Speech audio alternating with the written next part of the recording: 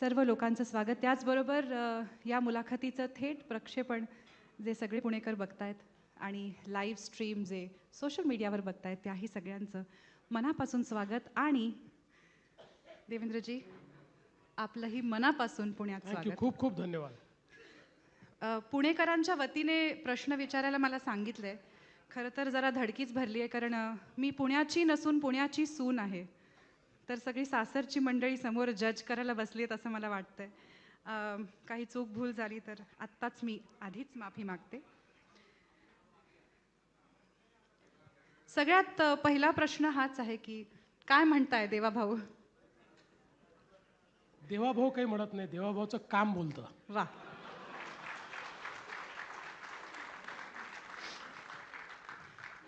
तुम्ही म्हणताय तुमचं काम बोलतं, मग अजितदादा सारखे टीका का करतात? अजितदादा बोलतात, माझं काम बोलतं. अजितदादा बोलतात. पण मला या ठिकाणी सांगितलं पाहिजे की खरं म्हणजे या निवडणुकीमध्ये आम्हाला आधी हे लक्षात आलं होतं की पुणे असेल, पिंपरी चिंचवड असेल, या ठिकाणी आम्ही युतीने लढू शकत नाही, कारण आम्ही दोन्ही स्ट्रॉंग पार्टी आहोत. BJP नंबर 1ची पार्टी आहे आमच्या. अरे जरा तुम्ही मीडियावाले बसा बाबा, खूप काही फोटो काढायची गरज नाही आहे, आम्ही नंतर देऊ फोटो तुम्हाला. शांत बसा आता बिलकुल. तर आम्ही ऑलरेडी हे ठरवलं होतं की आपण वेगवेगळे लढतो आहोत, आणि मी असं सांगितलं होतं की जिथे आपण लढतो आहोत तिथे आपण मैत्रीपूर्ण लढती असं समजूया, आणि एकमेकावर एकमेकाच्या पक्षावर टीका करू नये. मी आत्तापर्यंत तो संयम पाहिला आहे. त्यांचा संयम थोडा ढळला आहे. कदाचित निवडणुकीतली परिस्थिती पाहून दादांचा संयम जरा थोडासा कमी झालेला मला वाटतो आहे. त्यामुळे ते बोलत आहेत, पण 15 तारखेनंतर नाही बोलणार. तुम्ही लोकांना जवळ आणणारे एक्सपर्ट आहात. तिथे भाऊ भाऊ तुमच्यामुळे जवळ आले आहेत, इथे भाऊ बहीण तुमच्यामुळे जवळ आले आहेत. तर तर राज्यात एकत्र आहात, मग या स्तरावरती दादा आणि तुम्ही एकत्र का नाही? पहिल्यांदा तर मला आनंद आहे कुठलाही परिवार जर एकत्रित येत असेल तर, आणि त्या बाबतीत मी राज ठाकरेंचे आभार मानतो की त्यांनी मला क्रेडिट दिलं एकत्रित येण्याचं. आणि ते क्रेडिट मी याकरता घेतलं की हिंदू हृदय सम्राट शिवसेना प्रमुख बाळासाहेब ठाकरेंचं जे स्वप्न होतं, ज्याकरता त्यांनी स्वतः प्रयत्न केला, पण त्यावेळी दोन भाऊ एकत्रित आले नाही, ते जर माझ्यामुळे एकत्रित येत असतील तर मला असं वाटतं की मी चांगलंच काम केलं आहे, मला त्याचा आशीर्वादच मिळेल. आता बहीण आणि भाऊ नेमके एकत्रित आले आहेत का, आणि ते माझ्यामुळे आले असतील तर तेही मला धन्यवाद देणार आहेत का, हे मला कल्पना याची नाही. 15 तारखेनंतर कळेल. 15 तारखेनंतर कळेल. अजितदादांचा विषय निघालाच आहे, तर अगदी हल्लीच त्यांच्या एका भाषणात ते असं म्हणाले की मेट्रोचं तिकीट मोफत केलं पाहिजे. तर हे खरंच शक्य आहे का? ॲक्च्युली आता आज मी अनाऊन्स करणार होतो की पुण्यातनं उडणारी जेवढी विमानं आहेत त्या विमानांमध्ये महिलांना तिकीट माफ केलं पाहिजे. अनाऊन्स करायला काय लागतं? आपल्या बापाचं काय जातं अनाऊन्स करायला?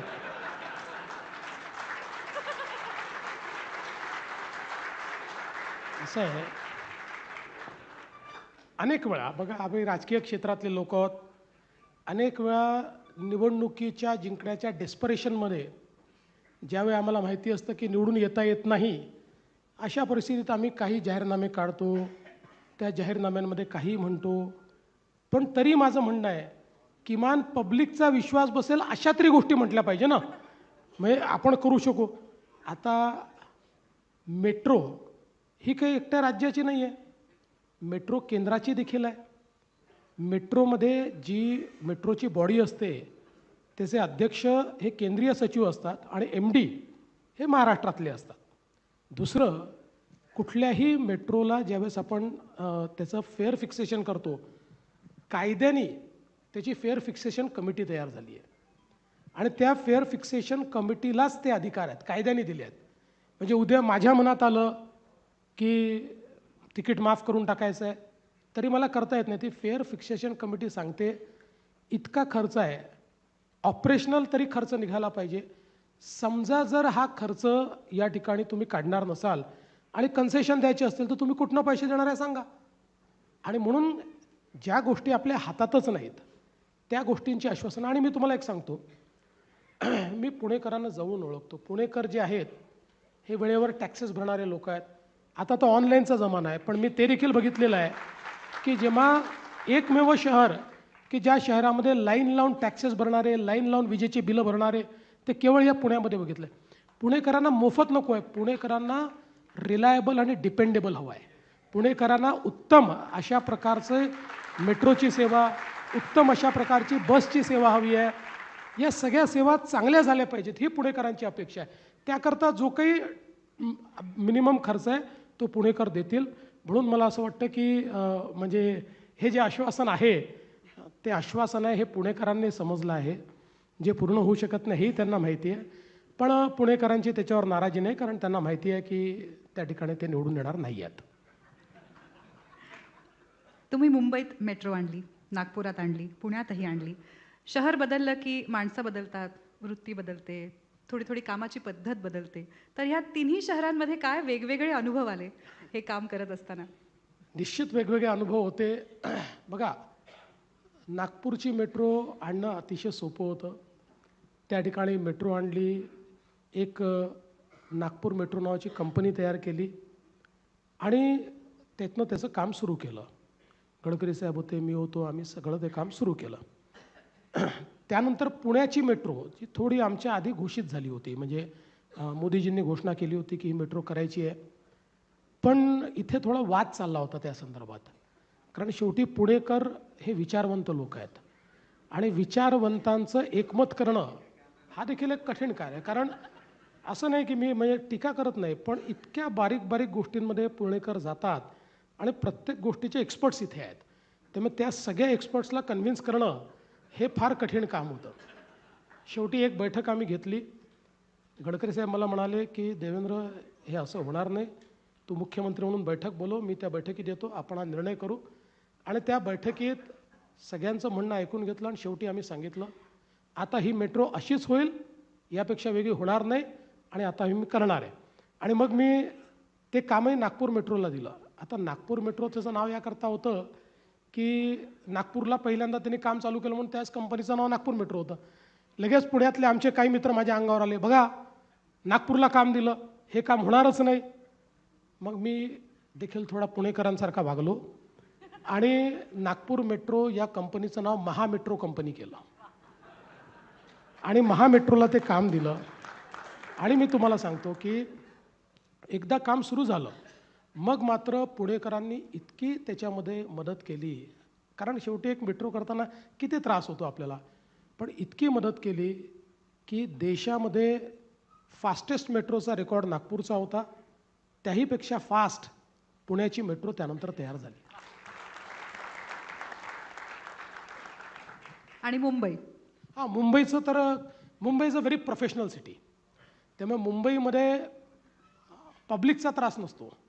मुंबईमध्ये त्रास जो असतो तो 17-18 अथॉरिटीज मुंबईमध्ये आहेत. सो एक आपल्याला जर एक आपण हिशोब बघितला तर मुंबईमध्ये जुन्या सरकारने 15 वर्षात 11 किलोमीटर मेट्रो केली होती. 11 किलोमीटरला 15 वर्ष त्यांना लागले.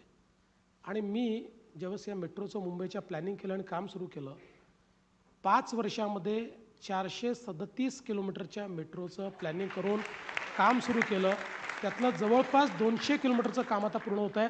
आता पुण्यानंतर आता दिल्लीनंतर सर्वात मोठा मेट्रोचा रूट हा मुंबईमध्ये आहे. मुंबईमध्ये दुसरा प्रॉब्लेम आहे. मुंबईमध्ये लोकांचा प्रॉब्लेम नव्हता, मुंबईमध्ये प्रॉब्लेम होता आमचे मित्र उद्धव ठाकरेजींचा.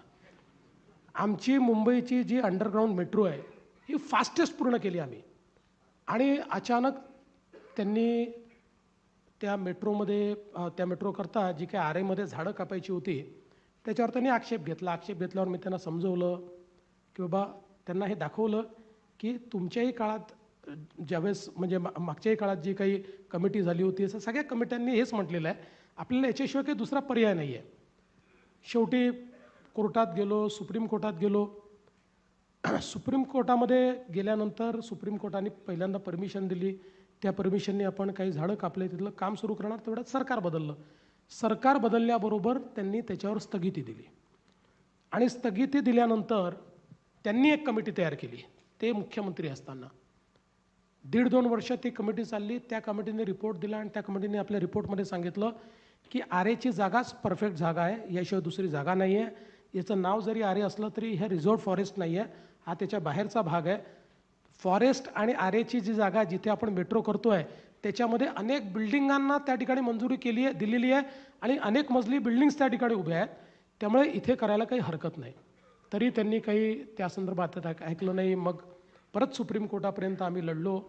सुप्रीम कोर्टाने फार चांगला त्या संदर्भातला निर्णय दिलेला आहे आणि सुप्रीम कोर्टाने असं सांगितलं की या ठिकाणी जेवढी झाडं या मेट्रोकरता कापली जाणार आहेत ती सगळी झाडं त्यांच्या एंटायर लाईफस्पॅनमध्ये जेवढं कार्बन सिक्वेस्ट्रेशन करतील तेवढं ही मेट्रो 82 दिवसाच्या फेऱ्यांमध्ये करेल आणि हा रिपोर्ट लावून सुप्रीम कोर्टाने त्याला मान्यता दिली. आणि मग पुन्हा सरकार आल्यावर आम्ही सुप्रीम कोर्टाच्या त्या निकालाच्या आधारावर तिथली जी काही आहे मेट्रो म्हणजे स्थगिती हटवली.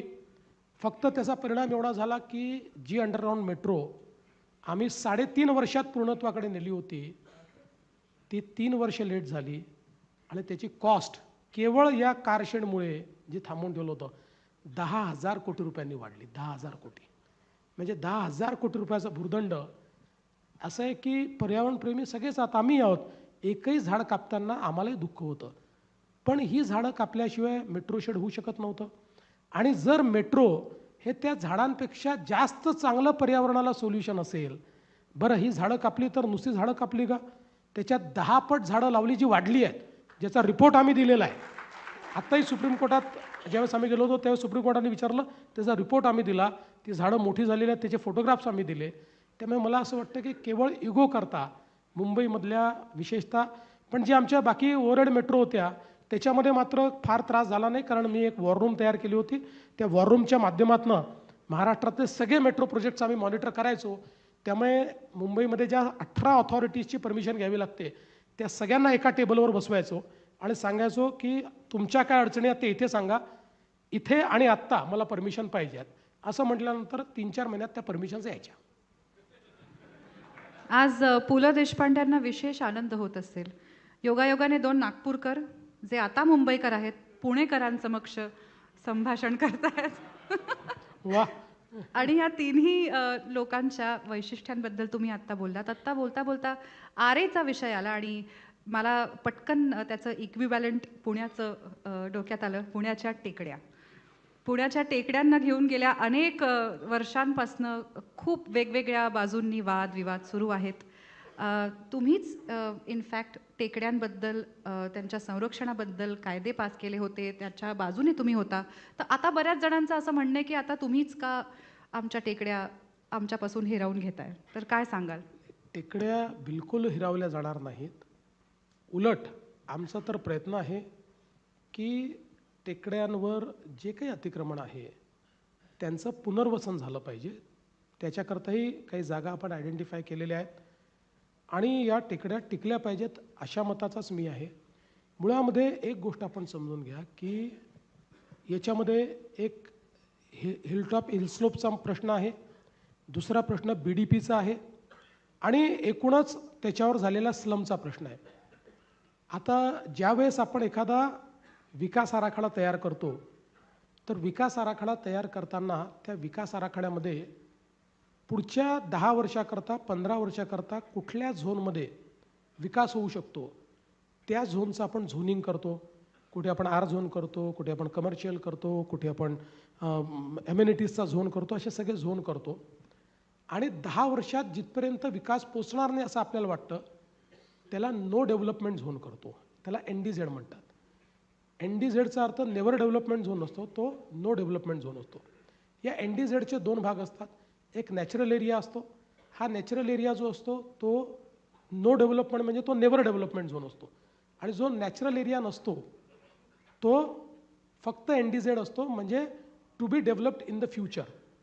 आता पुण्याच्या विकास आराखडा ज्यावेळेस तयार झाला तेव्हा पुण्याच्या विकास आराखड्यामध्ये नॅचरल एरिया आणि NDZ या सगळ्या एरियाला एक नवीन नामकरण देण्यात आलं जे फक्त पुण्यात सापडतं तुम्हाला. बाकी कुठल्याच डीपीत तुम्हाला NDZ शिवाय त्याला दुसरं नामकरण दिसणार नाही. पुण्यात त्याचं नामकरण झालं BDP, बायोडायव्हर्सिटी पार्क. आणि मग हा सगळा एरिया, त्यातला जो डेव्हलपेबल एरिया होता तोही बायोडायव्हर्सिटी पार्कमध्ये गेला, जो नॅचरल एरिया होता ज्याचा खरं बायोडायव्हर्सिटी पार्क करायला पाहिजे होतं तोही त्याच्यामध्ये गेला, टेकडेही त्याच्यामध्ये गेल्या. आणि आता प्रश्न असा निर्माण झाला की आपण त्या संदर्भात पॉलिसी करत नाही आणि पॉलिसी न केल्यामुळे यातला 30% भाग आता एन्क्रोच झालेला आहे. आपल्या लक्षात असेल की ज्यावेळेस मी पुण्याचा डेव्हलपमेंट प्लॅन मंजूर केला त्यावेळेस अनेक लोकांशी चर्चा करून त्यावेळी हा निर्णय केला होता की महाबळेश्वरला किंवा हिल स्टेशनवर त्या ठिकाणी त्यांनी जी पॉलिसी आणली आहे ज्याला सुप्रीम कोर्टाने अप्रूव्ह केलेला आहे असा 15% डेव्हलपेबल जो काही तुमचा, कारण इथे खाजगी प्लॉट आहेत, ही काही सरकारी जागा नाही आहे, सगळी मोठ्या प्रमाणात खाजगी प्लॉट्स आहेत. तर 15%, पण ते 15% इफेक्टिव्हली मिळत नाही, ते 9 ते 10% मिळतं. अशा पद्धतीनं जर आपण ते रूल्स इथे लावले आणि बाकी एरियामध्ये कंपल्सरीली त्यांना तो एरिया रिकामा आणि ग्रीन ठेवावा लागेल, तिथे पूर्णपणे तुम्हाला जे काय आहे ते प्लांटेशन करावं लागेल. अशा पद्धतीचे जे महाबळेश्वरला सुप्रीम कोर्टाने रूल्स दिले आहेत त्या रूलप्रमाणे जर आपण मान्यता दिली तर कदाचित याला आपण पुढे थांबवू शकू. आपण अर्धवट काम केलं. त्याच्यावर लोकांनी बरेच वादविवाद नेहमीप्रमाणे झाल्यामुळे मी शेवटी ते ड्रॉप केलं आणि मी सांगितलं आहे तसं राहू द्या. पण परिणाम काय होतो बघा, जेव्हा आपण पॉलिसी तयार करत नाही ना, तुम्हाला इकडची पॉलिसी पाहिजे ना तर तिकडची पॉलिसी पाहिजे. आज पॉलिसी न तयार केल्यामुळे 30% एरिया एन्क्रोच झाला आहे आणि ती एन्क्रोचमेंट रोज वाढते आहे. याचं कारण आहे की ती एन्क्रोचमेंट छुप्या पद्धतीनं त्या ठिकाणी लोक आता त्याचा फायदा घेत आहेत. म्हणून मला असं वाटतं की एक्सपर्ट्सचं ओपिनियन घेऊन काय सस्टेनेबल आहे याचा विचार करून याची पॉलिसी केली पाहिजे. डोंगरं BDPचा भाग 100% वाचला पाहिजे. त्याच्यातलं नॅचरल एरिया 1 इंच घेण्याची आवश्यकता नाही आहे. पण याच्यामुळे जो एकूणच आपण विकासाच्या नावाखाली जे थांबवून ठेवलं आहे, म्हणजे विकास करायचा नाही म्हणून, आणि त्यातनं एन्क्रोचमेंट होत आहे, हे मात्र आपण कुठल्याही परिस्थितीत थांबवलं पाहिजे. आणि दुसरं मी सांगतो की या संदर्भात आता एक कमिटी पण तयार झालेली आहे. मला असं वाटतं की त्या कमिटीचं काम अंतिम टप्प्यामध्ये आहे आणि त्यांचे जे काही सजेशन्स येतील ते सजेशन्स आम्ही पुन्हा पुणेकरांना, कारण पुण्यामध्ये आपण सजेशन घेऊन ते मान्य करून टाकले असं चालत नाही, त्याच्यामुळे ते पुन्हा पुणेकरांकरता आम्ही खुले करणार आहोत आणि पुणेकर सांगतील त्या पद्धतीनं पण निर्णय असा आधांतरी ठेवून रोज एन्क्रोचमेंट करा, एक दिवस टेकडीवर इंचभर जागा देखील दिसणार नाही, हे मात्र चालणार. पुणेकरांवर मधून सटली टीका होते. नाही, हे टीका नाही आहे. असं आहे, मी तुम्हाला एक सांगतो, हे माझं अतिशय आवडतं शहर आहे, कारण हे बुद्धिवंतांचं शहर आहे. मला यावर यायचंच होतं की बऱ्याच पुण्याच्या नेत्यांच्या भाषणांमधून असं येतं की देवेंद्रजींचं पुण्याकडे खास लक्ष आहे. मध्ये असं मी ऐकलं होतं की इथून निवडणूक लढवणार आहात म्हणून खास लक्ष आहे का? ते मुरली अण्णा बसले आहेत, हे दादा इथे बसलेले आहेत, चांगलं चाललं आहे आमचं. आणि नागपूरकरांचं माझ्यावर मनापासून प्रेम आहे. 6-6 वेळा त्यांनी मला निवडून पाठवलेलं आहे. त्यामुळे पुण्यावर फक्त प्रेम ठेवायचं आहे, निवडणूक नागपूरहूनच लढवायची आहे. मला आत्ता तुम्ही वेगवेगळ्या कमिटीजचं एकत्र येणं आणि मग निर्णय न होणं आणि त्यामुळे अर्धवट कामं राहणं आणि त्याचा पुढे परिणाम होणं ह्याचं एक उदाहरण आत्ताच माझ्यासमोर मला आढळलं.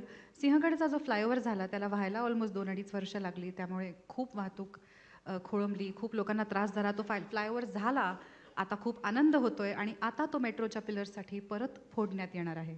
तर हे सगळं फ्युचर प्रूफ करून एका वेळेला का होऊ शकत नाही? नाही, खरं सांगायचं झालं ना तर पुण्यामध्ये 2-3 फ्लायओव्हर्स आपल्याला तोडावे लागले.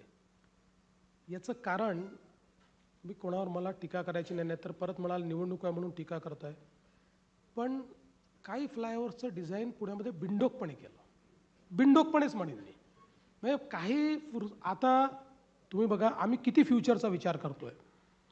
आता आपण जो पुणे नगर रोड आहे, त्याच्यानंतर पुणे सोलापूर रोड आहे, किंवा आपला चाकण शिक्रापूर हा जो आपला सगळा रस्ता आहे तळेगावपासनं, याचं आता आम्ही डेव्हलपमेंट करतो आहोत. कारण हा सगळा हाय ट्रॅफिकचा एरिया आहे. इथे आम्ही एलिव्हेटेड कॉरिडॉर्स तयार करतो आहोत.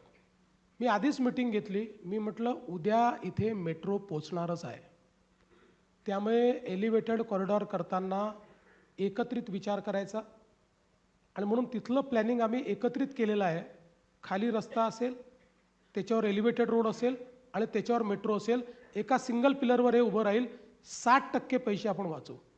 आत्तापासून हे करतो. मेट्रो त्याची कदाचित 3 वर्षांनी होईल, 4 वर्षांनी होईल, पण आजच हा विचार आम्ही केल्यामुळे आता ज्यावेळेस आम्ही मेट्रोचे आराखडे तयार करून मंजुरीला पाठवू तोपर्यंत आमचं तेवढ्या स्ट्रेंथचे पिलर उभे असतील, त्याच्यावर आमचा एलिव्हेटेड रोडही असेल आणि जेव्हा आम्ही मेट्रो करू त्यावेळेस अतिशय फास्ट आमची मेट्रो होईल. मला असं वाटतं की अशा पद्धतीचंच प्लॅनिंग करणं हे गरजेचं आहे. आता त्या काळात ते का झालं नाही हे मला माहिती नाही. त्यांचं म्हणणं झालंय, पण त्यासाठी बंद आहे ठिकठिकाणी फ्लायओव्हर.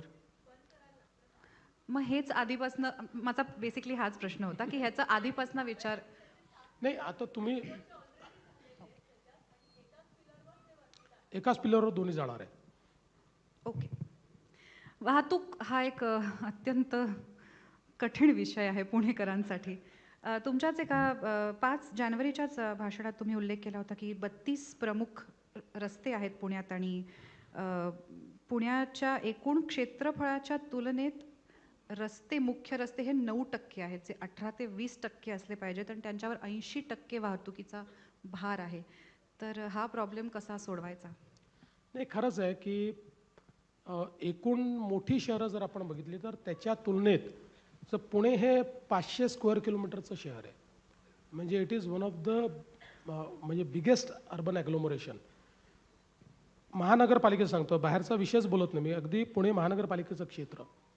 आणि या पुणे महानगरपालिकेच्या क्षेत्रामध्ये एकूण जी काही रस्त्यांखाली जी काही जमीन आहे किंवा जो रस्ते आपण केलेले आहेत ती फक्त 9% आहे.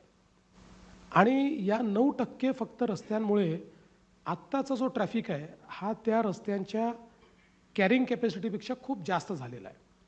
जसं मी उल्लेख केला त्या भाषणामध्ये की साधारणपणे जेव्हा इथला ट्रॅफिकचा सर्वे केला तर 32 आर्टेरियल रोड असे आयडेंटिफाय झाले की ज्या 32 रोडवर 80% पुण्याचा ट्रॅफिक चालतो. आणि ते रोड जेव्हा तयार केले तेव्हा त्या रोडची जी कॅपॅसिटी आहे त्या कॅपॅसिटीच्या आता 1.5 पटपासनं 2.5 पटपर्यंत त्याच्यावर वेगवेगळं ट्रॅफिक आहे. असं असल्यामुळे आज विचार केला तर सगळ्यात कमी वेगानं चालणारा ट्रॅफिक हा पुण्याचाच झालेला आहे आणि पीक अवरला तो पुढेच जात नाही अशा प्रकारची परिस्थिती आहे. आणि म्हणून खूप वेगवेगळे इंटरव्हेन्शन्स आता याच्यामध्ये आपण घेतलेले आहेत. पहिलं इंटरव्हेन्शन हे आहे की हे जे काही 32 रोड्स आहेत या सगळ्या रोड्सला डिकंजेस्ट करण्याकरता एक प्लॅन तयार केला आहे. त्याच्यावरची अतिक्रमणं कमी करायची, त्याच्यावरचे बॉटलनेक शोधून काढायचे, तिथे वायडनिंग करायचं, त्याची रायडिंग क्वालिटी ठीक करायची, कुठलेही अडथळे त्याच्यावर येणार नाहीत अशा पद्धतीनं हे रोड तयार करायचे. त्याला जिथे फिडर येत आहेत त्या फिडरला आपल्याला कशा पद्धतीनं या ट्रॅफिकशी ॲसिम्युलेट करता येईल जेणेकरून फिडरवर मग पुन्हा ट्रॅफिक थांबतो तर तो थांबणार नाही. जिथे सिग्नल्स आहेत त्या सगळ्या सिग्नलचं सिम्युलेशन करायचं. एक गुगलच्या सोबत आम्ही ते काम करतो आहोत. सगळा जो काही आपल्या CCTVचा लिगसी डेटा आहे आणि आपल्या जी काही आपण व्यवस्था उभी केली आहे त्या लिगसी डेटावर आधारित एक AIचं मॉडेल तयार करून आणि कुठून कसा आपला ट्रॅफिक मूव्ह होतो आणि ते सिग्नलला कशा पद्धतीनं आपण किती वेळाचा केला पाहिजे आणि तोही ॲडॉप्टिव्ह पद्धतीनं आपण केलेला आहे किंवा करतो आहोत. तर त्यातनं या 32 रस्त्यांची कॅरिंग कॅपॅसिटी आपण वाढवतो आहोत. एकूण पुण्यामध्ये 23 उड्डाणपूल नवे आपण तयार करतो. त्यातल्या 8चं काम सुरू झालेलं आहे. 15चं काम येत्या 1-2-3 महिन्यामध्ये वेगवेगळ्या टप्प्यात हे काम त्या ठिकाणी सुरू होईल. आणि म्हणजे आधीच कॅव्हिएट म्हणून सांगून देतो की ह्या उड्डाणपुलांचा विचार करताना भविष्यात 20-25 वर्षात तोडावा लागणार नाही, 40 वर्षात अशा पद्धतीनं त्याचं ऑलरेडी प्लॅनिंग जे आहे ते आपण या ठिकाणी केलेलं आहे. आणि त्याचसोबत असं आहे की पुण्यामध्ये खाली पण जागा उरलेली नाही, वरची पण जागा संपते आहे.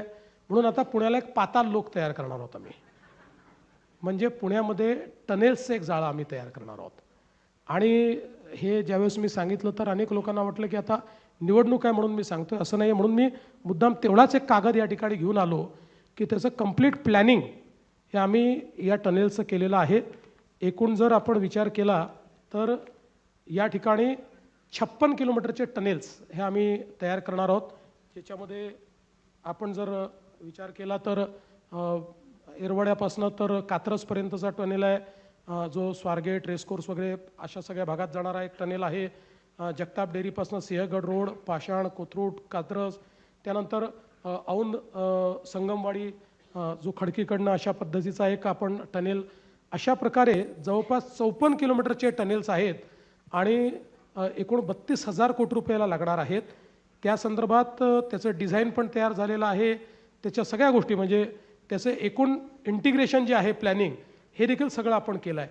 आणि हे सगळं करत असताना पुण्यामध्ये सीमलेसली पुण्याच्या एका भागातून दुसऱ्या भागात आपल्याला कसं जाता येईल याचा आपण त्या ठिकाणी प्रयत्न केलेला आहे.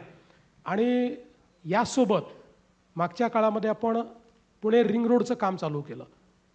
एकटा पुणे रिंग रोड जो आहे हा पुण्यातल्या ट्रॅफिकचं कंजेशन 40% कमी करू शकतो. आता त्याचं काम आपलं चाललेलं आहे. आउटर रिंग रोडचं चाललं आहे आणि इनर रिंग रोडचंही चाललं आहे. हे 2 रिंग रोड झाल्यामुळे तसंही कंजेशन कमी होईल. मी या ज्या तुम्हाला लिंक सांगितल्या पुणे शिरूर, हडपसर, यवत आणि तळेगाव चाकण शिक्रापूर, यामुळे एक प्रकारे जे आपले MIDCs आहेत किंवा इंडस्ट्रियल इस्टेट्स आहेत किंवा आपले मेजर जे काही शहर आहेत तिकडे जाणारे रस्ते त्याच्यावरचंही जो काही लोड आहे तो आपण कमी करू. आणि या टनेल्सच्या माध्यमातून, या पाताल लोकच्या माध्यमातून आपण, मला असं वाटतं की पुण्याला पूर्णपणे डिकंजेस्ट करू शकू. आणि याच्यासोबत मगाशी ज्याचा उल्लेख झाला की कुठलंही शहर केवळ रस्त्यांच्या भरोशावर डिकंजेस्ट होत नाही. ते डिकंजेस्ट होतं त्या ठिकाणच्या जी काही पब्लिक ट्रान्सपोर्ट सिस्टीम आहे त्याच्या भरोशावर. पुण्यामध्ये आपण जवळपास 100 किलोमीटरच्या वर मेट्रोचं नेटवर्क तयार करतो. 32 किलोमीटर आता झालेलं आहे, 24 किलोमीटरचं काम चाललेलं आहे. आत्ता नवीन 2 कॉरिडॉर्स आपल्याला मंजूर झाले आहेत. एक कॉरिडॉर आपण अजून तयार करून आता त्या ठिकाणी पाठवतो आहोत. त्यामुळे या सगळ्या कॉरिडॉरचं काम झाल्यानंतर एकीकडे 100 किलोमीटरचं मेट्रो नेटवर्क आणि मागच्या काळात पुण्यामध्ये आम्ही 1000 इलेक्ट्रिक बसेस घेतल्या आणि पुण्यामध्ये काही छोट्या बसेस देखील घेतल्या. आमची ही जी बसेसची संख्या आहे ही आम्हाला 1000वरून 5000वर न्यायची आहे. 5000 EV बसेस या पुण्यामध्ये आपल्याला घ्यायच्या आहेत, जेणेकरून एक एंड टू एंड अशा पद्धतीचं आपण इंटिग्रेशन तयार करू शकू की कुठल्याही व्यक्तीला कुठूनही कुठे जायचं असेल तर 300 मीटरमध्ये त्याला कुठलं ना कुठलं पब्लिक ट्रान्सपोर्ट मिळालं पाहिजे आणि तो आपल्या गंतव्यापर्यंत पोहोचला पाहिजे. अशा पद्धतीनं या ट्रॅफिकचं पूर्ण याचं प्लॅनिंग केलं आहे. आणि आता आपल्याला ॲप बेस देखील हे प्लॅनिंग पाहायला मिळतं. आजही आपण त्या ठिकाणी जर विचार केला तर आपल्याला ट्रॅव्हल प्लॅन तयार करून मिळतो. आता मुंबईमध्ये जसं सिंगल तिकीटवर ट्रॅव्हल प्लॅन तयार केला आहे तसंच पुण्यामध्येही पुणे आणि पिंपरी चिंचवड आणि PMPL या सगळ्यांना एका तिकिटावर आणून एकाच प्लॅटफॉर्मवर एंड टू एंड याचं सोल्युशन आपल्याला द्यावं लागेल. तेव्हा रस्त्यावरची गर्दी आपण कमी करू शकू. मला वाटतं पब्लिक ट्रान्सपोर्ट इतका सक्षम झाला तर पुणेकर स्वतःचं वाहन रस्त्यावर फार काढणार नाहीत आणि त्यांनी खूप प्रॉब्लेम सुटतील. कारण नाहीतर ट्रॅफिक सेन्ससाठी वेगळ्या कार्यशाळा घ्याव्या लागतील. पुण्याचा ट्रॅफिक सेन्स खूपच कमाल असल्यामुळे स्वतःचं वाहन काढायला लागले पुणेकर की भीतीच वाटते. पण टनेल्सची आयडिया खूप छान आहे, कारण तिथे पार्किंग होऊ शकणार नाही, हॉकर्सचं अतिक्रमण होऊ शकणार नाही. त्यामुळे आणि मुळामध्ये आम्ही काही टनेल्स हे ज्यावेळेस मुंबईला तयार केले आणि आता मुंबईतही मोठ्या प्रमाणात टनेल्सचं काम आम्ही सुरू केलं त्यावेळी असं लक्षात आलं की हे फार सस्टेनेबल सोल्युशन आहे. आणि अलीकडच्या काळामध्ये आपली टेक्नॉलॉजी इतकी वेगवान झाली आहे की पूर्वी ज्या टनेल्सचा 6 आणि 7 वर्ष लागायचे ते आता 2 वर्षात तयार होतात. तुम्ही बघा जी मेट्रो 3 आहे, मेट्रो 3मध्ये जवळपास आपण 40 किलोमीटरचे टनेल्स तयार केले आहेत. हे जे 40 किलोमीटरचे टनेल्स आहेत ॲक्च्युअल टनेलचं काम 2.5 वर्षात पूर्ण झालं. बाकी मग तिथे स्टेशन्स करावे लागतात, त्या स्टेशन्सच्या कामाला वेळ लागतो. तेव्हा आता टनेल बोरिंग मशीन्स या अतिशय वेगवान आलेल्या आहेत आणि हे टनेल करताना आम्ही ट्विन टनेल करणार आहोत. म्हणजे या ठिकाणी एक जाण्याचा आणि एक येण्याचा असणार, एकाच टनेलमधनं जाणं येणं नाही आहे. आणि आता एक मुंबईत नवीन टेक्नॉलॉजी आणली आहे, ज्याचं पहिलं काम आम्ही मुंबईमध्ये करू. हे ट्विन टनेल, आता ट्विन टनेल आपण कसे बनवतो, एक टनेल आणि त्याच्या बाजूला एक टनेल. आता ट्विन टनेल असा आलेला आहे की टनेलच इतक्या डायमीटरचा असतो की एकावर एक त्या टनेलमधनं, म्हणजे पहिल्या मजल्यावरनं त्याच्यात मेट्रो जाऊ शकते, खालच्या मजल्यावरनं गाड्या जाऊ शकतात, किंवा येणारा ट्रॅफिक पहिल्या मजल्यावरनं जाऊ शकतो, जाणारा ट्रॅफिक दुसऱ्या मजल्यावर म्हणजे खालच्या याच्यावरून जाऊ शकतो. अशा प्रकारचा टनेल देखील आम्ही तयार करतोय. त्यामुळे ही जी काही नवीन टेक्नॉलॉजी आहे त्याचा उपयोग करून आपल्याला शहर पूर्णपणे डिकंजेस्ट करता येईल. वाहतुकीबरोबरच पुण्याचा अजून एक खूप मोठा प्रॉब्लेम हा पाण्याचा प्रॉब्लेम आहे. आणि तुम्ही 24/7 समान पाणी पुरवठा या योजनेचा उल्लेख तुमच्या भाषणात केला आहे. पण आत्ता शहरात 40% पाणी गळतीचं एक ब्लॅक होलसुद्धा आहे. सो एकीकडे पाणी मिळतं आहे, दुसरीकडे जिथे बऱ्यापैकी IT झोन्स आहेत तिथे कोडर्सना 2 मिनटं उसंत मिळाली की टँकर्सना बोलवावं लागतं, अशी ही परिस्थिती आहे. आणि पाण्याशी रिलेटेड प्रोजेक्ट मॅनेजमेंट हा तुमचा अगदी अभ्यासाचा विषय आहे. तर हा प्रॉब्लेम कसा सॉल्व्ह करायचा? मला असं वाटतं की हे खरंच आहे. पुण्यावर नेहमी हा आरोप होतो की लोकसंख्येच्या तुलनेमध्ये पुणे खूप जास्त रॉ वॉटर घेतं. आपला जो काही नागरी भागाकरता 155 लिटर प्रति व्यक्ती हे नॉर्म्स आहेत, त्याच्यापेक्षा कितीतरी जास्त रॉ वॉटर पुणे घेतं. आणि तरी पुण्यामध्ये पाण्याची टंचाई आहे. याचं सरळ कारण असं आहे की याच्यामध्ये गळती आहे, याच्यामध्ये काही अजून बाकी इतर बाबी असतील. आणि म्हणूनच मागच्या काळामध्ये आम्ही महानगरपालिकेच्या माध्यमातून या ठिकाणी एक समान पाणीपुरवठा वितरण योजना तयार केली. आणि या योजनेचं जे काही त्या ठिकाणी ध्येय आहे ते हेच आहे की जो काही पाणीपुरवठा आहे तो पूर्णपणे अकाउंटेबल करायचा. जुन्या लाईन्स बदलायच्या, नवीन लाईन्स टाकायच्या, प्रेशर मेंटेन करायचं, वितरण पद्धतीमध्ये मोठ्या प्रमाणात बदल करायचे, जे काही बल्क वॉटर आहे त्याचा हिशोब ठेवायचा, वॉटर अकाउंटिंग करायचं. याचा पहिला प्रयोग ॲक्च्युली नागपूरमध्ये झाला आणि नागपूरमध्ये त्याला 24/7 नाव होतं आणि नागपूरमध्ये तो खूप यशस्वी झाला. आता पुण्यातही मला असं वाटतं की जवळपास 60% ते काम पूर्ण झालं आहे, 60 ते 65%, आणि उरलेलं कामही आता पूर्णत्वास जात आहे. अनुभवातनं मी सांगतो की हे काम पूर्ण झाल्यानंतर पाण्याची रिलायबिलिटी वाढते, पाण्याची अकाउंटेबिलिटी वाढते, पाण्याचा फोर्स वाढतो आणि त्यातनं पाण्याची इकॉनॉमी देखील चांगली होते. आणि पुण्यामध्येही आता ज्या भागामध्ये या योजनेचं काम झालेलं आहे तिथला अनुभव तसाच आहे. एकदा हे पूर्ण झाल्यानंतर आपण मोठ्या प्रमाणात जे काही पाणी ते वाचवू शकू. आणि तुम्ही जसं सांगितलं, आता हा काहीसा पिंपरी चिंचवड किंवा त्याच्या बाहेरचा जो भाग आहे या भागामध्ये देखील आपल्याला अशा प्रकारच्या काही ज्या सोसायट्याज आहेत त्या ठिकाणी आजही टँकरनी पाणीपुरवठा होताना पाहायला मिळतो. पण आता पुण्याकरता, पुण्यात आलेल्या 32 गावांकरता, जुन्या आलेल्या गावांकरता आणि पिंपरी चिंचवडकरताही पाणी पुरवठ्याच्या नवीन योजनाचं काम चाललेलं आहे. या योजना पूर्ण झाल्यानंतर या सगळ्या भागामध्ये नीट पाणी राहील. सध्या तरी पुण्याला पाण्याची कमतरता असणार नाही, पण पुढच्या काळामध्ये पुण्याकरता नवीन सोर्स हा आम्हाला बघावाच लागेल. कारण पुण्याची लोकसंख्या ज्या पद्धतीने वाढते आहे, हे फास्टेस्ट ग्रोईंग ॲग्लोमरेशन आहे, फास्टेस्ट ग्रोईंग सिटी आहे. आणि पुढच्याही काळामध्ये आता हा जो काही रिंग रोड होतो आहे ना, या रिंग रोडमुळे, म्हणजे मी जेव्हा हा रिंग रोड करायला घेतला त्यावेळी एक साधारणपणे स्टडी केला, तर तो स्टडी केल्यानंतर माझ्या असं लक्षात आलं की हा रिंग रोड केल्यामुळे जी या ठिकाणी ग्रोथ होणार आहे ती जर आपण मॉनिटाईज केली तर 2.5 लाख कोटी रुपयाची वेल्थ तयार होणार आहे. 2.5 लाख कोटी रुपयाची. म्हणजे याचा अर्थ असा आहे की खूप मोठ्या प्रमाणात गुंतवणूक होणार आहे, रोजगाराची निर्मिती होणार आहे आणि त्यातनं अर्थातच पुण्याची पॉप्युलेशन देखील वाढणार आहे. आणि म्हणून त्याचा विचार करता काही नवीन सोर्सेसचा विचार करावा लागेल. दुसरं, जे काही सांडपाणी आहे त्याच्या पुनर्वापराचा आपल्याला विचार करावा लागेल. आपल्याला रॉ वॉटर जे आहे ते कमी कसं करता येईल त्याचा विचार आपल्याला करावा लागेल. अशा अनेक गोष्टी या पुढच्या काळात आपल्याला कराव्या लागतील. त्यामुळे आता पुण्याकरता नवीन सोर्सेस तयार करणं ही देखील आता आमचं एक प्रकारे काम आहे. मी मध्ये एका रिक्षा ड्रायव्हरबरोबर कुठेतरी पुण्यात फिरत होते. नशिबाने तो मला हो म्हणाला आणि मला घेऊन जात होता. कारण तेही रेअर आहे. तर खूप ट्रॅफिक होतं आणि तोच वैतागला होता आणि तो सारखं ट्रॅफिकला वैतागून काय काय बोलत होता. तर मी त्याला सहज विचारलं, "तुम्ही कुठले आहात?" तर ते म्हणाले, "मी नऱ्ह्याचा आहे." तर मी म्हटलं, "मग तुम्ही इथे काय करताय? तुम्ही नऱ्ह्यात का नाही राहत आहात?" तर ते म्हणाले, की "तिथे काहीच नाही आहे काम करायला. कुठल्याही प्रकारचा रोजगार मला तिथे मिळणार नाही आहे.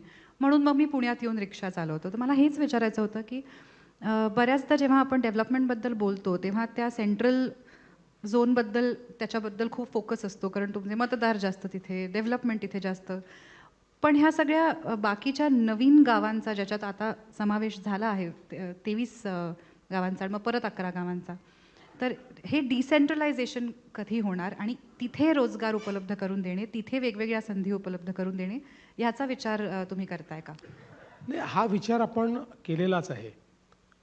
पुणे ग्रोथ हब ही जी काही एक संकल्पना आपण मांडलेली आहे, ही संकल्पना पुण्याचा वाढता विस्तार आणि पुढची अपॉर्च्युनिटी या दोन्हीचा विचार करून आपण Pune as a growth hub, ज्यामध्ये पुणे आहे, ज्यात पिंपरी चिंचवड आहे आणि ज्याच्यामध्ये PMRDAचा एरिया आहे. तुम्ही बघा, ज्यावेळेस मी मागच्या वेळेस मुख्यमंत्री होतो त्यावेळेस हे पुण्याचं रॅपिड अर्बनायझेशन पाहूनच आपण PMRDA तयार केली. आपण जर PMRDA तयार केली नसते तर आता काय परिस्थिती असती हे या ठिकाणी सांगता येत नाही. पण आता PMRDA आणि हा सगळं जे क्षेत्र आहे याचा एकात्मिक विचार करून पुण्याला आपल्याला ग्रोथ हब तयार करायचा आहे. आज बघा, आपण जर महाराष्ट्राचा विचार केला तर महाराष्ट्राची अर्थव्यवस्था जी आहे किंवा महाराष्ट्राचा जो GDP आहे हा $580 बिलियन आहे, $580 बिलियन आहे. त्याच्यामध्ये पुण्याचं कॉन्ट्रीब्युशन जे आहे ते $70 बिलियन आहे. म्हणजे मोठं कॉन्ट्रीब्युशन करणारं पुणे आहे. पण पुण्याचं पोटेन्शियल किती आहे? तर पुण्याचं पोटेन्शियल हे जवळपास $280 बिलियन पर्यंत एकट्या पुण्याचं पोटेन्शियल आहे की पुणे एवढं कॉन्ट्रीब्यूट करू शकतं. आणि म्हणून हे जे जवळपास 4 पट जे कॉन्ट्रीब्युशन पुणे करू शकतं, या दृष्टीने पुण्याला कसं विकसित करायचं, त्या पद्धतीचं इन्फ्रास्ट्रक्चर, त्या पद्धतीचं टाउन प्लॅनिंग, या सगळ्या गोष्टी आता आपण हातामध्ये घेतल्या आहेत. आणि ग्रोथ हब ज्यावेळेस आपण विचार करतो, आजही बघा, एक मागची वेव होती ही ITची वेव होती. ITच्या वेवमध्ये पुण्याने तुलनेनं बरं काम केलं. खूप चांगलं मी म्हणणार नाही, पण तुलनेनं पुण्यानं चांगलं काम केलं. आपल्याला याहीपेक्षा जास्त स्कोप होता. हैदराबाद असेल किंवा बंगलोर असेल, काही ना काही प्रमाणात मुंबईने मोठा लॉस केला आणि थोडा पुण्याने केला. पण आता नवीन वेव आहे, ती वेव ITची नाही, ती आता GCCची वेव आहे. आणि ग्लोबल कॅपॅबिलिटी सेंटरची जी वेव आहे याच्यामध्ये मात्र पुणे मागे राहणार नाही. कारण आत्ताच गेल्या 2-3 वर्षातला जर आपण विचार केला तर Pune accounts for 25% of the GCCs which have come to India.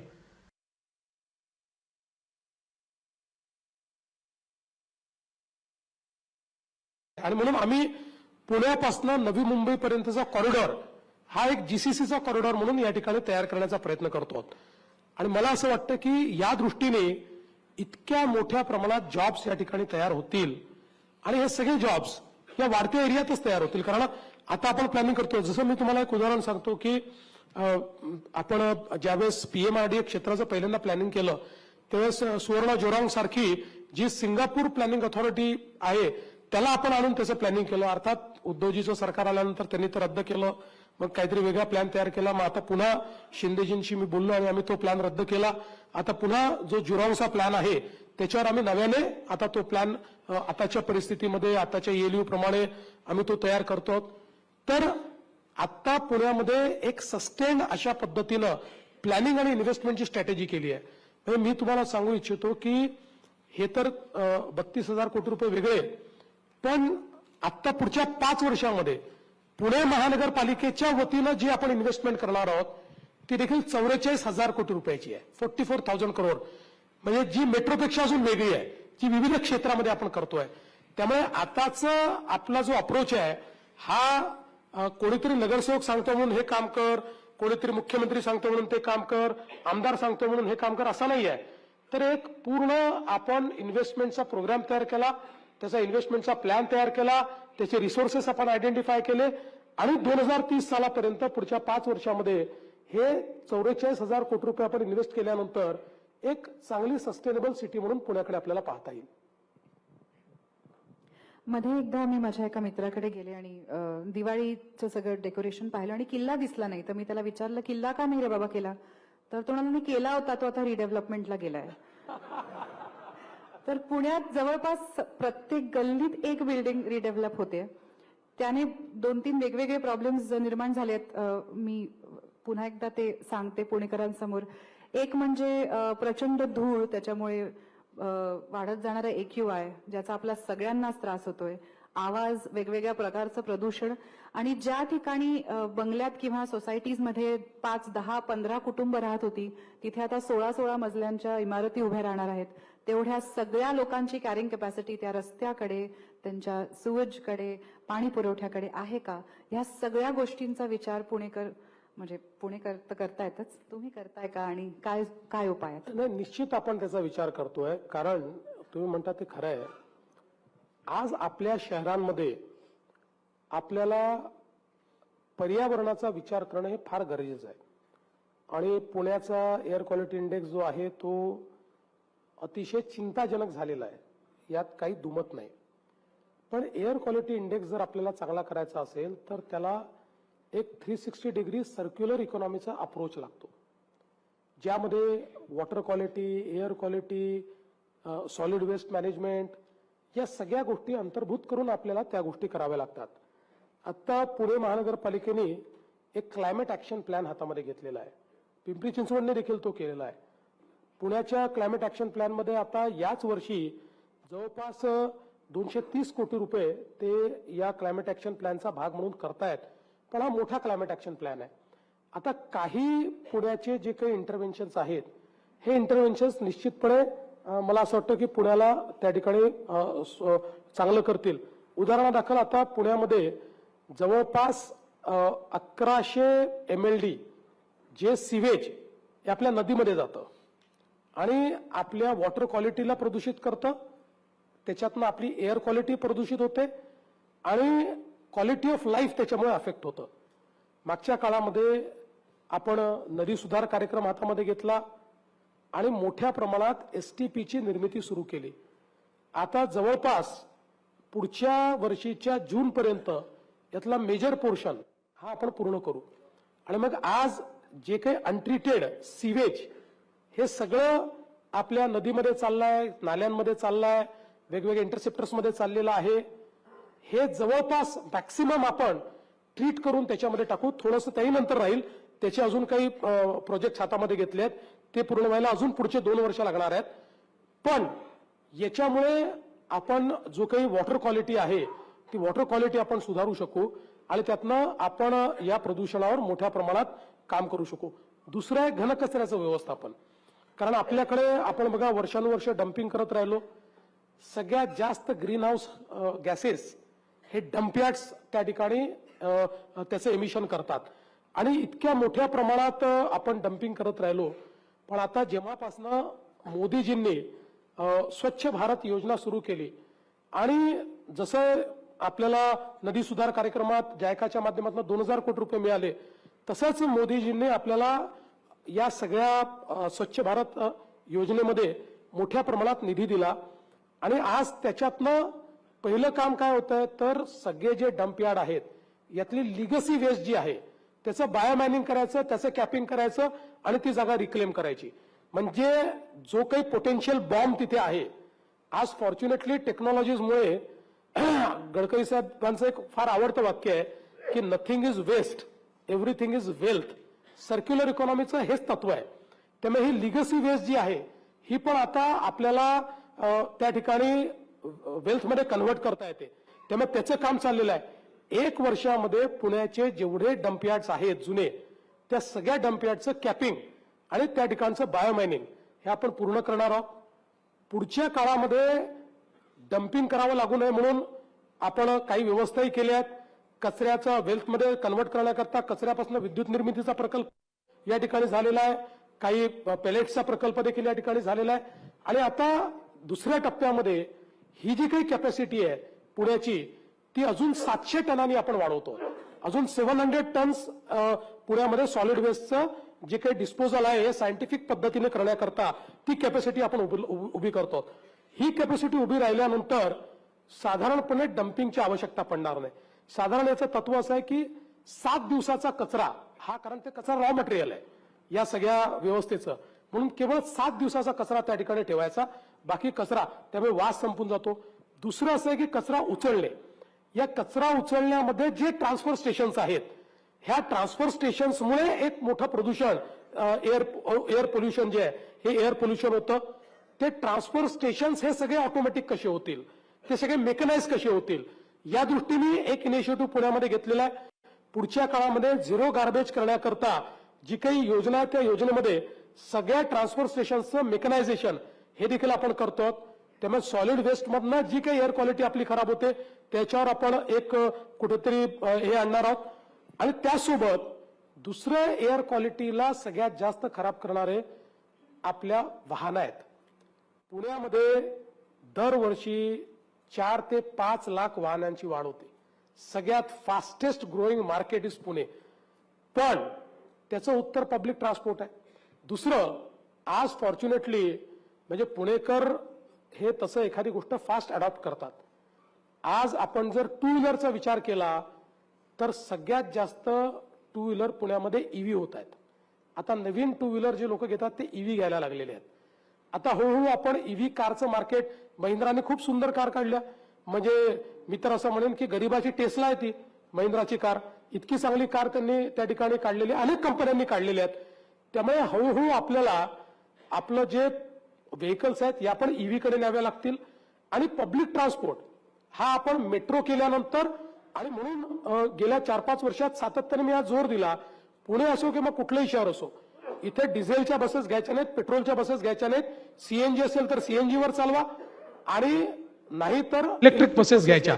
आणि आता मोठ्या प्रमाणात केंद्र सरकारही आपल्याला इलेक्ट्रिक बसेस देते आहे. मला वाटतं पुण्याला आताच मुरली अण्णा सांगतील 1000 इलेक्ट्रिक बसेस आता केंद्र सरकारने आता नुकतेच पुण्याला दिलेल्या आहेत.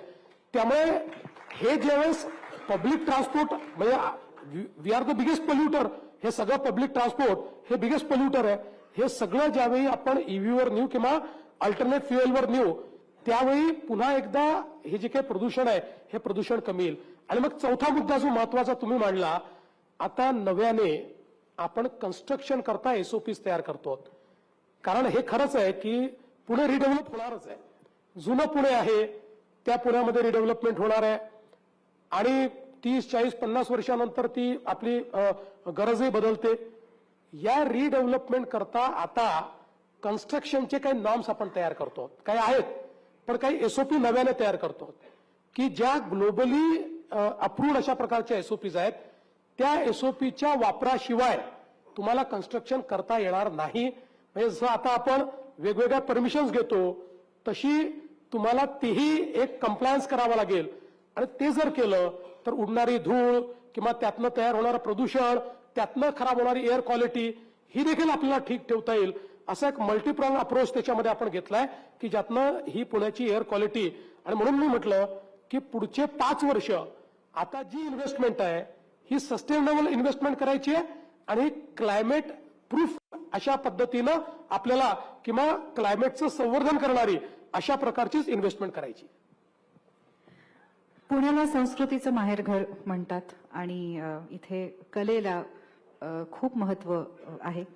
तर त्या या अनुषंगाने 2-3 प्रश्न आहेत माझ्या मनात. कुठल्याही प्रकारचे विकासाचे जे प्रॉमिसेस किंवा आता प्रचार सुरू आहे तर याबद्दल बोलणं सुरूच असतं, या सुविधा मिळतील, असं होईल तसं होईल. यात कोणीही पुण्याच्या सांस्कृतिक अँगलकडे बघत नाही. अजूनही पिंपळे निलख मधला आमचा प्रेक्षक बालगंधर्वाला येऊन नाटक बघतो. तर ज्या शहरात कला संस्कृती या सगळ्यांचं माहेरघर ज्याला म्हटलं जातं, तिथे मूलभूत सोयी सुविधा, स्मार्ट सिटी ह्या सगळ्या गोष्टी सोडून हे लेखकांचं शहर आहे. इथे एकेकाळी खूप प्रिंटिंग प्रेसेस असायच्या, वाचनालय असायची, नाट्यगृह, या सगळ्या गोष्टींबद्दल कोणीच बोलताना दिसत नाही. असं का? मला असं वाटतं की असं नाही आहे. हे खरं आहे की अजून आपल्याला जास्त नाट्यगृहांची आवश्यकता आहे. पण आपण पुणेही बघितलं असेल किंवा पिंपरी चिंचवड बघितलं असेल, मागच्या काळांमध्ये ज्या ॲम्युनिटीज आपण तयार केल्या त्या ॲम्युनिटीजमधनं काही नवीन नाट्यगृह, काही सभागृह हे या ठिकाणी तयार झालेले आहेत. तथापि मला असं वाटतं की पुण्यासारख्या सांस्कृतिक नगरीला जसं आपण क्लायमेट ॲक्शन प्लॅन करतो तसा एक कल्चर ॲक्शन प्लॅन देखील केला पाहिजे, याबद्दल माझं दुमत नाही. आणि मी असं समजतो की आजच्या या संवादातनं मला ही एक कल्पना आता या ठिकाणी आलेली आहे किंवा तुम्ही मला सुचवली असं मी म्हणेन. म्हणजे पुण्यात करत नाही असं नाही आहे, पण तरी देखील अतिशय ज्याला नियोजनबद्ध पद्धतीनं आपण कल्चर ॲक्शन प्लॅन किंवा सांस्कृतिक क्षेत्राकरता एक कार्यपद्धती आपल्याला कशी तयार करता येईल, कार्ययोजना कशी तयार करता येईल ती नक्की बघू. याचबरोबर विद्यापीठांमध्ये जिथे जिथे आर्ट्सचे कोर्सेस आहेत, स्पेशली परफॉर्मिंग आर्ट्स नाटकाचे, तिथे सबसिडीज नाही मिळत. आत्ता तरी बऱ्याच विद्यालयांना नाही आहेत. प्रायव्हेट इन्स्टिट्यूशन्समध्ये ह्या कलेचं प्रशिक्षण घेण्यासाठी खूप फीज भराव्या लागतात. आपल्याकडे इतकी मोठी लोककलेची परंपरा आहे. अशा अनेक विद्यार्थ्यांना आमच्या क्षेत्रातल्या वेगवेगळ्या डिपार्टमेंट्समध्ये जर प्रोफेशनल ट्रेनिंग घ्यायचं असेल तर यासाठी तुम्ही एक्झिस्टिंग विद्यापीठांमध्ये काही सबसिडाइज्ड कोर्सेस सुरू कराल का? नाही, निश्चित करता येतील. आणि दुसरं असं आहे की एक गोष्ट आपण मान्य केली पाहिजे की परफॉर्मिंग आर्ट्सच्या संदर्भात शासकीय क्षेत्रामध्ये गेल्या काही वर्षांमध्ये खूप काही व्यवस्था आपण उभ्या केल्या नाहीत. ज्या झाल्या त्या खाजगी क्षेत्रामध्ये झाल्या किंवा ज्या वर्षानुवर्ष चाललेल्या आहेत त्याचा थोडा विस्तार झाला, पण नव्याने आपण त्याच्यामध्ये खूप काही भर घातली असं नाही आहे. पण आत्ताच एक आमचे जे सांस्कृतिक कार्यमंत्री आहेत आशिष शेलारजी यांनी या संदर्भातला एक प्लॅन तयार केला आहे आणि तो पॅन महाराष्ट्र प्लॅन तयार केला आहे, ज्याच्यामध्ये महाराष्ट्रातले एकतर नाट्यगृह जे जुने झाले आहेत त्याची सुधारणा कशी करायची, परफॉर्मिंग आर्ट्स करता काही नवीन इन्स्टिट्यूट्स कशा उभ्या करायच्या, त्याचं काही नवीन इन्फ्रास्ट्रक्चर कसं उभं करायचं, या संदर्भातला एक प्लॅन आम्ही तयार केला आहे. तो महानगरपालिकेच्या क्षेत्र डोक्यात ठेवून नाही, तो महाराष्ट्र डोक्यात ठेवून तयार केलेला आहे. पण त्याच्यामध्ये महानगरपालिकेचाही सहभाग हा निश्चितपणे आम्ही घेऊ. थँक्यू. हे ऐकून खरंच खूप बरं वाटलं. माझ्या एका नाटकात असं वाक्य आहे की मी एका नटाला विचारते की ये सारी कलाएं और कलाकार दुनिया के युद्ध समाप्त कर सकते हैं, तर तो म्हणतो समाप्त नहीं कर सकते लेकिन उन्हें सहने की ताकत दे सकते. क्या बात आहे, बहुत अच्छा. तर मला तुम्हाला विचारायचं आहे, तुम्ही नाटकं चित्रपट बघता का, वेळ मिळतो का, आणि बघितलं असेल तर शेवटचं आवडलेलं नाटक किंवा चित्रपट कुठला? नाही, अलीकडच्या काळामध्ये फारशी काही नाटकं पाहणं माझं होत नाही. आवडलेल्या नाटकांमध्ये नाटकं बघताय तुम्ही, फक्त ती आम्ही ती करतो म्हणजे ती नाही, नाटकं बघतोय आणि करतोय, आता काय सांगू.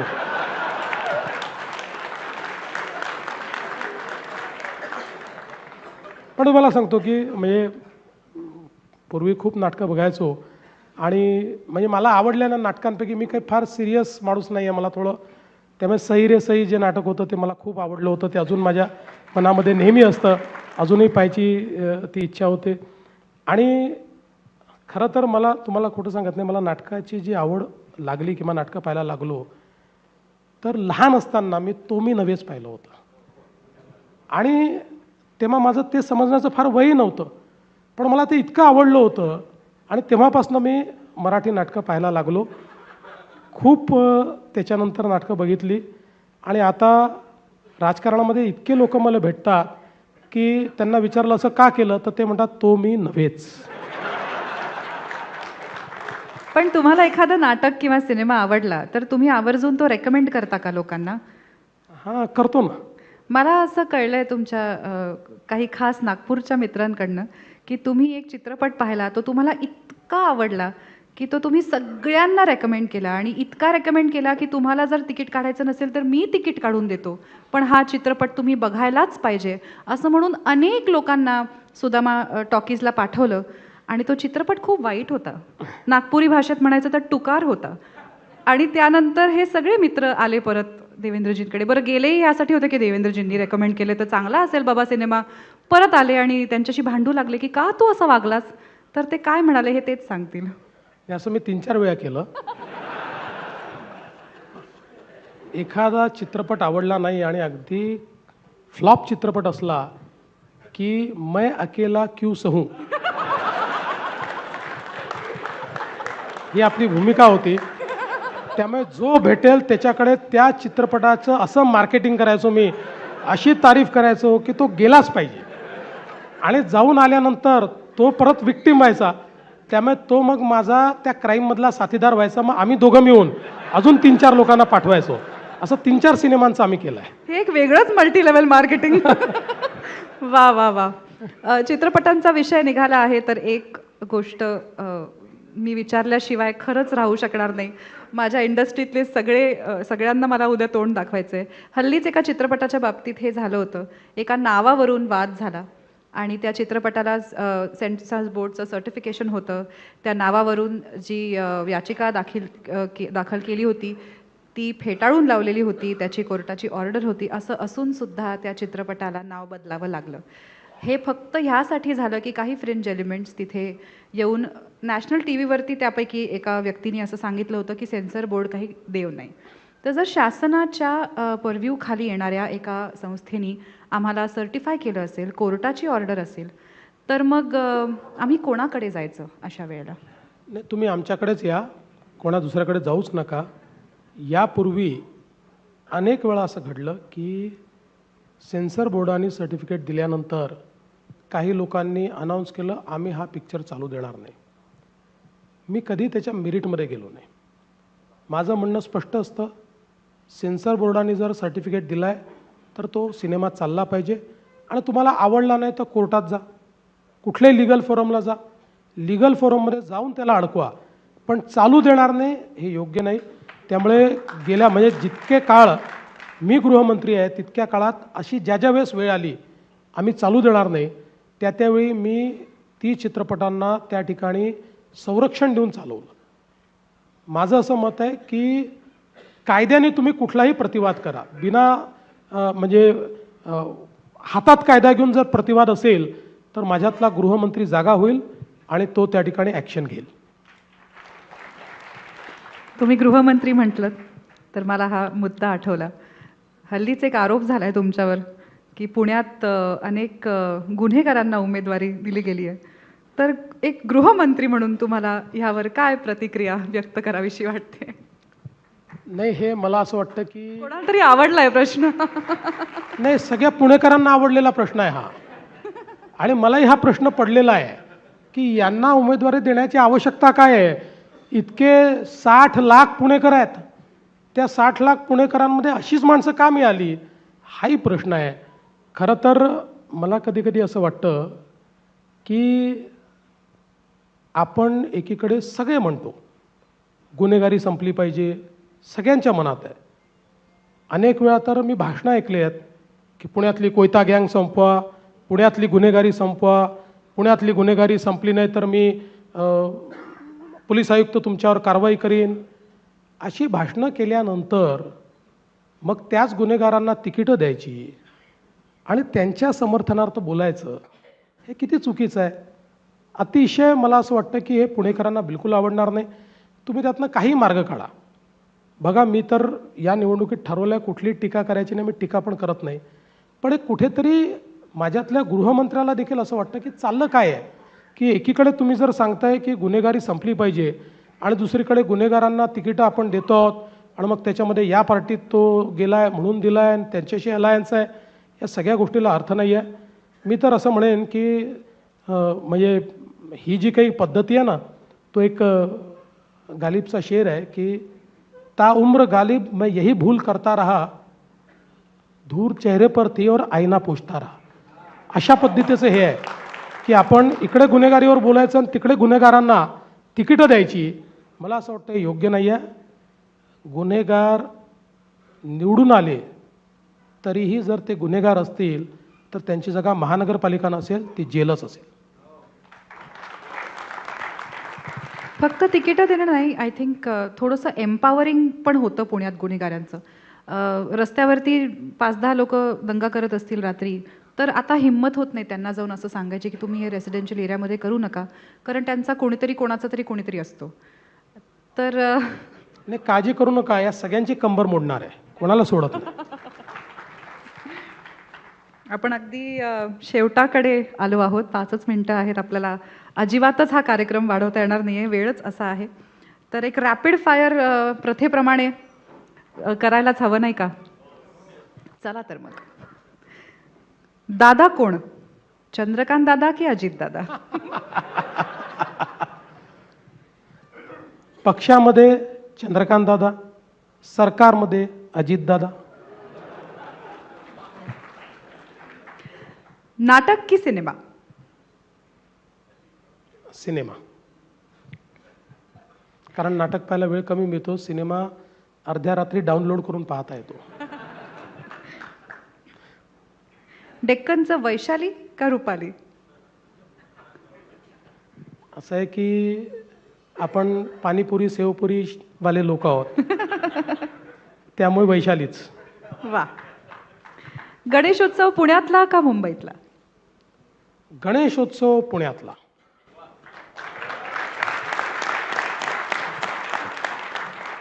मिसळ पाव की तरी पोहे? सोपं आहे. पुण्यात आलं तर मिसळ पाव, नागपूरला गेलं तर तर्री पोहे. मातोश्री मधली दारं आता उघडणार आहेत, तर निवडणूक झाल्यावर आधी कुठल्या भावाकडे चहा प्यायला जाणार, राज का उद्धव? नाही, असं आहे की मातोश्रीतली दारं माझ्याकरता बंद झाली होती. मी प्रयत्न केला तरी ती उघडली नाही. परवा आता कुठल्या तरी मुलाखतीमध्ये उद्धवजी असं म्हणाले की या ठिकाणी मातोश्रीवर टीका करणं सोडलं तर देवेंद्र करता मातोश्रीची दारं उघडी होतील. मी कधीच मातोश्रीवर टीका केली नाही. मी माझ्या टीकेचा स्तर नेहमी ठेवतो. पण मला आता त्यांना एकच सांगायचं आहे, माझ्याकरता महाराष्ट्रातल्या जनतेच्या हृदयातली दारं आता उघडलेली आहेत, तेव्हा दुसऱ्या दाराची लालसा मला राहिलेली नाही. बाकी चहा प्यायला बोलवलं तर मी कोणाला नाही म्हणत नाही. 2-4 दिवस आता आमची त्या ठिकाणी एकमेकाच्या विरुद्ध सगळं चालेल, पण मी 16 तारखेनंतर कोणाहीसोबत चहा पिऊ शकतो, काही अडचण नाही. तुमच्या स्तरावर काम करणारे सगळे जे राज्यकर्ते असतात त्यांना हे शक्य होतं बऱ्याचदा, हे हेवेदावे संपतात आणि मग सगळं बरोबर होतं, छान होतं. पण अगदी ग्रासरूट लेवलला काम करणारे कार्यकर्ते बऱ्याचदा हे डिफरन्सेस विसरू शकत नाहीत. आणि गेल्या काही दिवसांमध्ये आपण हे पाहिलं आहे की बऱ्याच कार्यकर्त्यांचं मन दुखावलं गेलं आहे.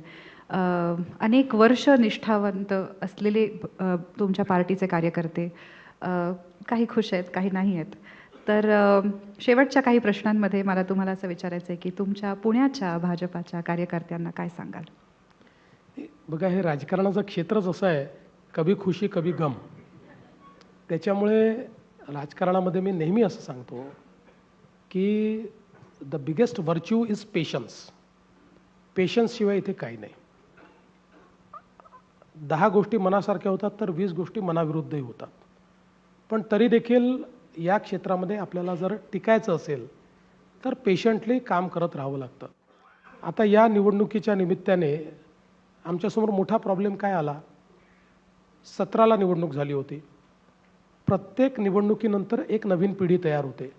17 नंतर एक नवीन पिढी तयार झाली. ज्याला 22ला निवडणूक लढवायची होती, 22ला निवडणूकच झाली नाही.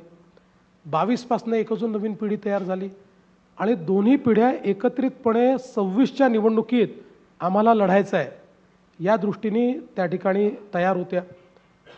दुसरं असं आहे की अनेक वेळा एकेका प्रभागामध्ये 3-3, 4-4 चांगली मंडळी असतात, निष्ठावंत असतात. आणि मग प्रश्न हा पडतो की एका निष्ठावंताला दिलं तरी 3 निष्ठावंत तर राहून जातात. आणि मग त्यांना असं वाटतं की आमच्या निष्ठेत काय कमतरता आहे. बरं, आमच्याकडे अजून तरी अशी फुटपत्ती आली नाही किंवा असं मापही आलं नाही किंवा आर्टिफिशियल इंटेलिजन्सही तयार झालेला नाही कुठला टूल की कोण जास्त त्याच्यामध्ये बाबा आहे हे आपलं शोधून काढायचं, निष्ठावंत कोण जास्त निष्ठावंत आहे हे शोधण्याचा कुठला टूल नाही आहे. तेव्हा कोणालाही आपण एकाला तिकीट दिली की बाकी तिघांना वाटतं आमच्या निष्ठेत काय कमतरता होते, आम्ही इतके वर्ष काम केलं, आम्हाला काय नाही दिलं.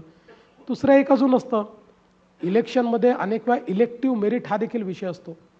आपण जेव्हा कॉम्पिटिंग अशा प्रकारच्या व्यवस्थेमध्ये आहोत त्यावेळी कधीकधी चॉईस असतो प्रचंड निष्ठावंत कार्यकर्ता आणि निवडून येणारा कार्यकर्ता. त्यावेळी दुर्दैवाने आजच्या जगामध्ये निष्ठावंतापेक्षा निवडून येणारा हा अनेकदा उजवा ठरतो. आणि मग अशा परिस्थितीमध्ये हे खरंच आहे की हा अन्याय होतो. म्हणून मी इतके वर्ष आता निवडणुका लढवतो आहे. दर निवडणुकीतला एक अनुभव आहे की काही जवळचे लोक दूर जातात, काही लोक अबोला धरतात, काही लोक 3-3 वर्ष बोलत नाहीत. पण मी आपला प्रयत्न करून शेवटी त्यांच्याशी संवाद साधून त्यांच्याशी आपली मैत्री पुन्हा मी स्थापन करत असतो. शेवटचे 2 प्रश्न आहेत. क्वचितच असा नेता बघायला मिळतो जो राजकीय हेवेदावे, पक्षाच्या पातळीवरचे पॉलिटिक्स ह्या सगळ्याच्या पलीकडे जाऊन एक व्यापक दृष्टीने डेव्हलपमेंटकडे, इकॉनॉमिक डेव्हलपमेंटकडे बघतो आणि अशा काही गोष्टी करून ठेवतो ज्या आपल्याला अनेक वर्ष लक्षात राहतात. तो माझ्या मते पॉलिटिशियन किंवा राजकारणी न राहता एक स्टेट्समन होतो. तर असं पोटेन्शियल असलेले नेते आम्ही तुम्हाला समजतो. तर काय वाटतं तुम्हाला याबद्दल? तुम्ही समजता त्याबद्दल मी तुमचे आभार मानतो. तसा होण्याचा प्रयत्न निश्चितपणे आहे. कारण मला असं वाटतं की नेता कोणाला म्हणायचं, माझी डेफिनेशन अगदी स्पष्ट आहे. नेता तो आहे जो अनेकांना इन्स्पायर करू शकतो आणि नेता तो आहे जो 20 वर्ष पुढचं पाहू शकतो. या 2 गोष्टी जर तुमच्यामध्ये असतील तर तुम्ही नेतृत्व करू शकता. त्यामुळे हा माझा प्रयत्न असतो की आपल्या कामातनं, आपल्या व्यवहारातनं लोकांना इन्स्पायरी करता आलं पाहिजे आणि आपल्याला 20 वर्ष पुढचं पाहता आलं पाहिजे, त्याकरता प्लॅन करता आलं पाहिजे. हे जर जमलं तर स्टेट्समन होईल, नाही तर नेता राहील. शेवटचा प्रश्न अगदीच आपण थोडेसे वेळेच्या पुढे आहोत, पण पुणेकरांच्या तुमच्याकडनं काय अपेक्षा आहेत हे तर तुम्हाला एव्हाना कळलं असेल. माझ्याकडे तसे काही प्रश्नही होते. तुमच्या पुणेकरांकडनं काय अपेक्षा आहेत आणि तुम्ही पुणेकरांना या निवडणुकीच्या साठी काय सांगाल? 2च अपेक्षा. सगळ्यात महत्त्वाची अपेक्षा ही आहे की 15 तारखेला मतदानाला जा आणि कमळाचंच बटन दाबा. आणि दुसरी छोटी अपेक्षा जी माझ्या पक्षासहित सगळ्यांकडे आहे, पुण्यामध्ये लागणारे होर्डिंग जरा कमी करा आणि इल्लीगल होर्डिंग तर लावूच नका. इतकं सुंदर शहर आहे, ते शहर इतकं विद्रूप आपण करतो आणि मला तर समजतच नाही की अनेक वेळा मला अनेक होर्डिंग पाहायला मिळतात की ज्या होर्डिंगवर ज्याला बाजूचा ओळखतो की माहीत नाही त्याचा मोठा फोटो असतो आणि फलाने आप्पाचा, ढिकाने अण्णाचा वाढदिवस आणि अजून कुठले तरी 4 चेहरे त्याला असे दिसलेले असतात. त्यातला एखादा चेहरा अशी जाड सोन्याची चेन घातलेला चेहरा असतो. हे जे काही आहे ते थोडं आता कंट्रोलमध्ये आलं पाहिजे. आपल्याकडे अजून वेळ आहे. मला अधिकाऱ्यांनी सांगावं असेल तर मी अजून प्रश्न विचारते आणि नाही तर मला असं आपण वाटतं 10 वाजले आहेत. गृहमंत्री आपणच बसला नको उल्लंघन करायला ना. गृहमंत्र्याला उल्लंघन करता येत नाही. ठीक आहे. धन्यवाद पुन्हा एकदा. थँक्यू. खूप खूप आभार. थँक्यू.